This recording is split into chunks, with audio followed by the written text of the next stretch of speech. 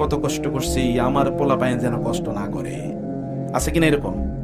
এরপরে দেখবেন এই কামই করে, আমার ছেলে মেয়ে যেন কষ্ট না করে, এই কারণে আমি কষ্ট করতে দিই না। আপনি কষ্ট করছেন দেখে আপনি বড় হয়েছেন, আপনার পোলাপাইন কষ্ট করবে না, অতএব এগুলো কি শয়তানের খাবারে পরিণত হবে। কারণ strong times make weak people. আপনি যখন খুব অর্থবৃত্তের মধ্যে থাকেন তখন আপনার সন্তানরা দুর্বল হয়ে যাবে। এটাই পৃথিবীব্যাপী কি, এটাই নিয়ম, এটাই আল্লাহ সুবহানাহু ওয়া তাআলার সুন্নাহ। আশাদ্দুন নাসি বালাআন আল আমবিয়াউ সুম্মাল আমসাল ফাল আমসাল।